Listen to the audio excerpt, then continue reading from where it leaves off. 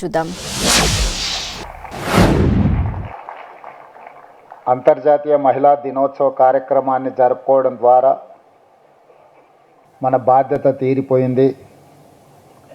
మన రాష్ట్రంలో, మన దేశంలో మహిళలకు సంపూర్ణమైన రక్షణ కల్పించమని ఎవరైనా భావిస్తే అది అసంపూర్తి అని నేను భావిస్తున్నాను. అందుకే ఈనాడు తెలంగాణ రాష్ట్ర ప్రభుత్వం ఒక మహిళా నాయకత్వం వహించిన పార్టీ నుంచి ఏర్పడ్డది. తెలంగాణ ఏర్పాటు బిల్లును ఇంకొక మహిళా లోక్సభ స్పీకర్గా బాధ్యత నిర్వహించి ఈ రాష్ట్రాన్ని ఏర్పాటు చేయడం జరిగింది. ఈ దేశానికి రాష్ట్రపతిగా, ఈ దేశానికి ప్రధానమంత్రిగా, ఈ దేశంలో లోక్సభ స్పీకర్గా, వివిధ రాష్ట్రాలలో ముఖ్యమంత్రులుగా మహిళలకు అవకాశం ఇచ్చిన 140 సంవత్సరాల చరిత్ర కలిగిన కాంగ్రెస్ పార్టీకి ఈరోజు తెలంగాణ రాష్ట్రంలో ప్రజలు అధికారం కట్టబెట్టింది. ప్రతిభా పాటిల్ కావచ్చు, శ్రీమతి ఇందిరాగాంధీ గారు కావచ్చు, శ్రీమతి సోనియా గాంధీ గారు కావచ్చు, శ్రీమతి మీరా కుమార్ కావచ్చు, ఇలా చెప్పుకుంటూ వెళ్తే స్వతంత్రానికి ముందు, స్వతంత్రం వచ్చిన తర్వాత రాజకీయ పార్టీలలో మహిళల యొక్క ప్రాధాన్యతను గుర్తించి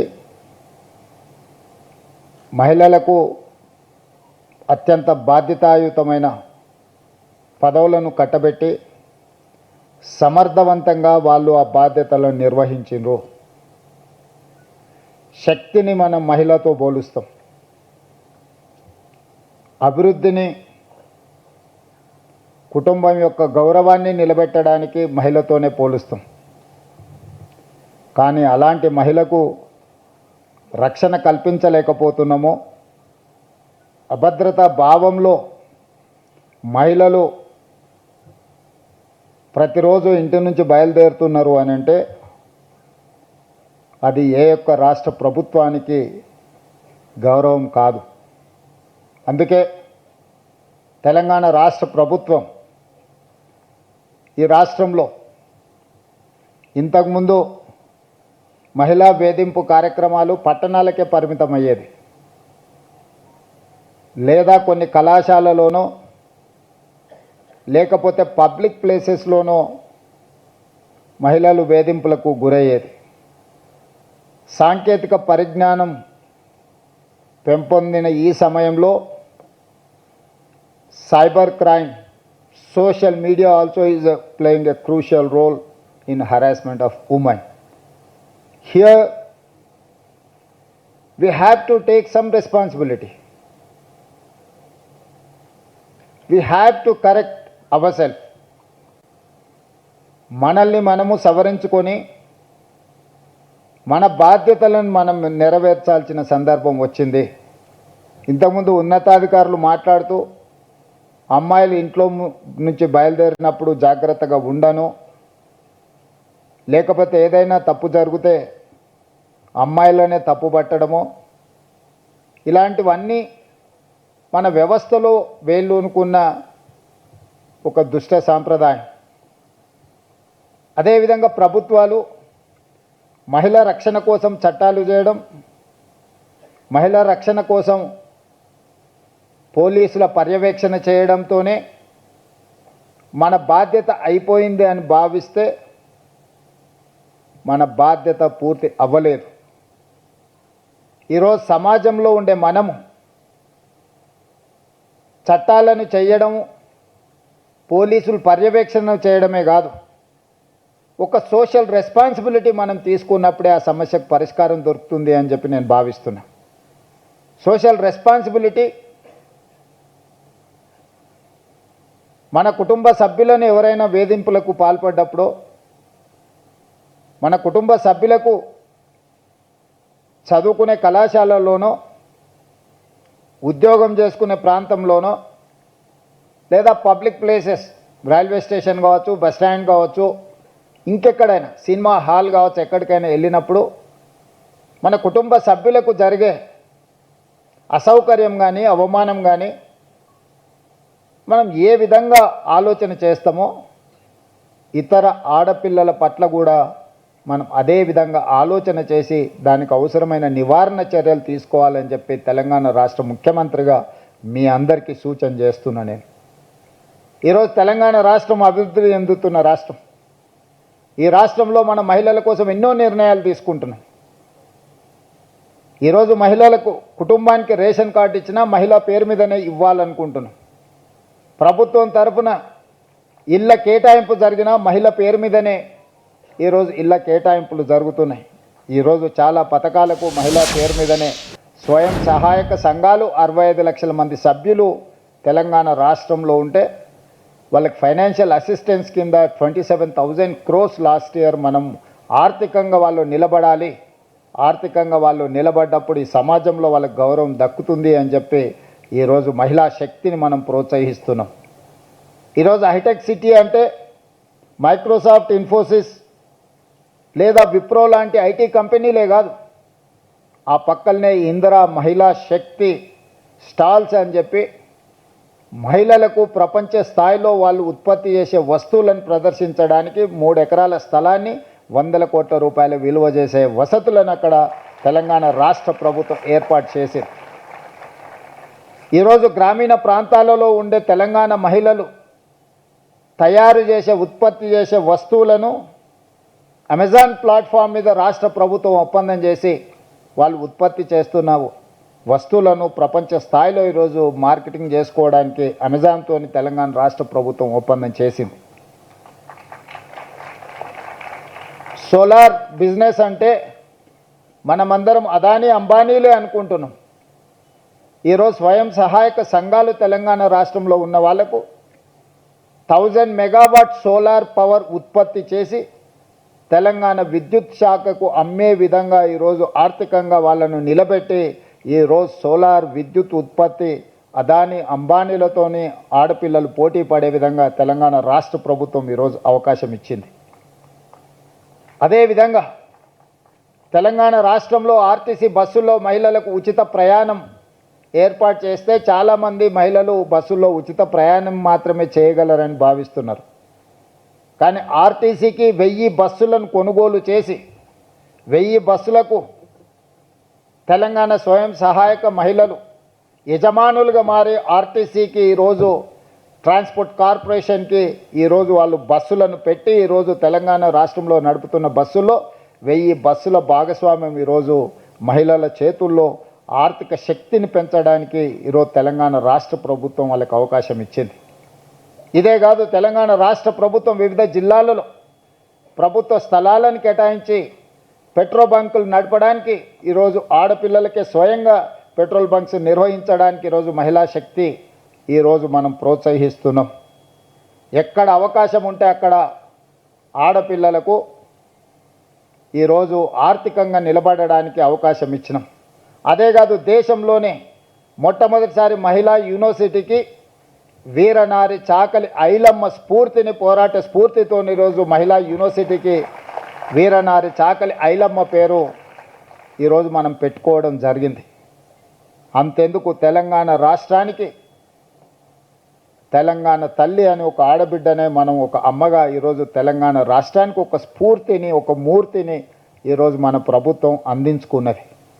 అంటే ఈ తెలంగాణ రాష్ట్రంలో మొన్నటి వరకు చీఫ్ సెక్రటరీగా కూడా ఒక మహిళా అధికారి ఉండే, నేను వచ్చిన తర్వాత ఆల్మోస్ట్ 1.5 years. సో ఈరోజు vigilance and enforcement DG Shikha Goyal, anti corruption bureau DG Shri Charu Sinha గారు, వివిధ శాఖలకి ఈరోజు పోలీస్ డిపార్ట్మెంట్లో అత్యంత కీలకమైన శాఖలు మహిళా అధికారులే. Education secretary, principal secretary Yogita Rana, municipal principal secretary T Sridevi, ఈరోజు కీలకమైన శాఖలన్నిటిని కూడా చాలా జిల్లాలకు ఎస్పీలుగా, చాలా జిల్లాలకు కలెక్టర్స్గా, ఇంక్లూడింగ్ హైదరాబాద్ కలెక్టర్ మహిళల చేతుల్లో ఈరోజు ఈ ప్రభుత్వం అధికారాన్ని అందించింది. ఈ రాష్ట్ర ప్రభుత్వానికి మహిళల యొక్క శక్తి, మహిళల యొక్క నైపుణ్యం పట్ల సంపూర్ణమైన విశ్వాసం ఉన్నది. కానీ తెలంగాణ రాష్ట్రంలో ఇంకా మహిళలకు సంపూర్ణమైన రక్షణ ఉన్నదా అంటే కొంచెం ఆలోచన చేయాల్సిన పరిస్థితులు ఉన్నాయి. అందుకే ఈరోజు తెలంగాణ రాష్ట్ర ప్రభుత్వం దేశంలోనే మహిళలకు అత్యంత భద్రత కలిగిన రాష్ట్రంగా తెలంగాణను తీర్చిదిద్దాలి అని ఈరోజు ఒక మంచి కార్యక్రమాన్ని తీసుకొని ఈరోజు మిమ్మల్ని అందరిని ఆహ్వానించి ఈరోజు ఇక్కడ 1/3 అమ్మాయిలు ఉంటే 2/3 మేల్ ఫీమేల్ కాంబినేషన్ ఉంది. వాళ్ళ రక్షణ వాళ్ళకు వదిలేయకుండా వాళ్ళ రక్షణ ఇక్కడున్న మనమందరం తీసుకుంటే ఖచ్చితంగా 100% తెలంగాణ రాష్ట్రంలో మహిళలకు రక్షణ అందించబడుతుంది అని నేను భావిస్తున్నా. అందుకే మహిళల రక్షణ కోసము తెలంగాణ యువకులు ఒక బ్రాండ్ అంబాసిడర్గా నిలబడాలి. మనం ఎంత విజయం సాధించినా మహిళలను ఆర్థికంగా నిలబెట్టినప్పుడే ఆ కుటుంబము, ఆ రాష్ట్రము, ఆ దేశము ఆర్థికంగా బలపడుతుంది. తెలంగాణ రాష్ట్రం 2034కి $1 trillion ఎకానమీ, 2047కి $3 trillion ఎకానమీ రీచ్ అవ్వాలి అని అంటే సమాజంలో సగభాగమైన ఆడపిల్లలకు రక్షణ ఉండాలి. రక్షణ ఉన్న ఆడపిల్లలు ఆర్థికంగా ఎదగాలి అని అంటే వాళ్ళు చదువుకోవాలి. వంటింటి కుందేళ్లుగా ఇంటికే పరిమితం కాకుండా వాళ్ళలో ఉన్న శక్తి, నైపుణ్యాన్ని ఈరోజు వాళ్ళు అభివృద్ధి చేసుకొని తెలంగాణ ఎకానమీలో వాళ్ళని భాగస్వాములను చేయాలన్నదే మా ప్రభుత్వం యొక్క ఆలోచన. ఈరోజు ప్రపంచంలో ఏ అభివృద్ధి చెందిన దేశాన్నైనా చూడండి, ఏ దేశంలో అయితే మహిళలు ఎంటర్‌ప్రెన్యూర్స్గా, మహిళలు ఎంప్లాయీస్గా, మహిళలు సైంటిస్టులుగా, లేకపోతే డాక్టర్లుగా, లాయర్లుగా, ఇంజనీర్లుగా రాణించినరో ఆ దేశంలో ఆర్థిక పురోగతి సాధించినాయి. ఈరోజు తెలంగాణ రాష్ట్రం కూడా ఆర్థిక పురోగతి వైపు వేగంగా ప్రయాణం చేస్తుంది అంటే ఈ రాష్ట్రంలో ప్రభుత్వం కానీ, ప్రైవేట్ కార్పొరేట్ సెక్టర్స్లో కానీ మహిళలకు సముచితమైన అవకాశాలు ఉన్నాయి. వాళ్ళు ఇంకా రాణించాలి, ధైర్యంగా వాళ్ళు ఉద్యోగ ఉపాధి అవకాశాలను నిర్వహించాలి అని అంటే ఆ మహిళలకు రక్షణ ఉండాలి. ఆ రక్షణ కల్పించే బాధ్యత చట్టాలు చేయడమో, పోలీసుల పహారాలు కాయడమో సరిపోదు. మనందరం కూడా సామాజిక బాధ్యతగా తీసుకోవాలి. మనందరం కూడా ఆ రక్షణ కల్పించినప్పుడు ఎవరైనా ఏదైనా వాళ్ళకి ఇబ్బంది కలిగించినప్పుడు నిలబడి ప్రశ్నించే అనే తత్వాన్ని మనం పెంచుకోవాలి. నాకెందుకులే అనో చూసి చూడనట్టు ఉండడం కూడా ఒక రకంగా నేరాన్ని ప్రోత్సహించడమే. అది కాలేజీలో కావచ్చు, బస్ స్టాండ్లో కావచ్చు, బస్సులో ప్రయాణం చేసేటప్పుడు కావచ్చు, రైలు ప్రయాణం చేసేటప్పుడు కావచ్చు, ఎనీ అదర్ పబ్లిక్ ప్లేస్ ఎక్కడ ఇలాంటి సంఘటనలు జరిగినా మనం దాన్ని సవరించడానికి ప్రయత్నం చేయాలి. కంప్లీట్ పోలీస్ వ్యవస్థ ఈరోజు టెక్నాలజీని కూడా మనం అడాప్ట్ చేసుకున్నాము. ఈరోజు ఫిజికల్ క్రైమ్ కంటే కూడా సోషల్ క్రైమ్ పెరిగిపోయింది, సోషల్ మీడియా క్రైమ్ పెరిగిపోయింది, సైబర్ క్రైమ్ పెరిగిపోయింది. ఆడపిల్లల్ని వేధించడానికి ఈరోజు టెక్నాలజీని కూడా ఎక్కువగా వినియోగిస్తున్నారు. డీప్ ఫేక్ వీడియోస్ తయారు చేస్తున్నారు. వీటన్నిటిని కూడా మనం ప్రభుత్వ పరంగా నియంత్రించడానికి మన సైబర్ క్రైమ్ డిపార్ట్మెంట్ని కూడా ఎంపవర్ చేసినాం. Chicago L is working on that. And ఈ రక్షణకు సంబంధించి కూడా చారు సిన్హా గారు పూర్తి స్థాయిలో ప్రయత్నం చేస్తున్నారు. మీరు, మనము అందరం స్టాండ్ విత్ హర్ అంటే స్లోగన్ రాగానే లేచి నించోవడం కాదు, మనందరం సమస్య వచ్చినప్పుడు నించోవడం అని నేను భావిస్తున్నా. ఇంతకుముందు స్టాండ్ విత్ హర్ అని ఆ సాంగ్ వచ్చినప్పుడు మా అబ్బాయిలు మిత్రులందరూ ఆలోచన చేస్తారు, కొంచెం లేచి నించోవాలన్నా వద్దా, కూర్చోవాలన్నా. ఆ సంశయం వద్దు. నిలబడాలి అంటే నిలబడాలి, నిటారుగా నిలబడాలి, గట్టిగా నిలబడాలి. అప్పుడే మన గౌరవం పెరుగుతుంది. నిలబడ్డవాడికే గౌరవం ఉంటుంది. సహాయంగా నిలబడ్డవాడికి మర్యాద కూడా ఉంటుంది. గౌరవం, మర్యాద అనేది మన బాధ్యతగా భావించి అలా ముందుకు వెళ్ళాలి అని భావిస్తూ మీ అందరి దగ్గర సెలవు తీసుకుంటున్నా. ధన్యవాదాలు మిత్రులారా. Thank you very much. ధన్యవాదాలండి. Thanks for standing with her.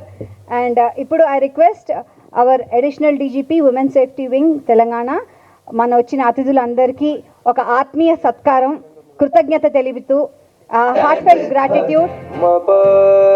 So first to Honorable Chief Minister of Telangana Revanth Reddy garu, alage Srimati Shika Goyal gariki, Saidar Tej gariki, Sai Durg Tej గారికి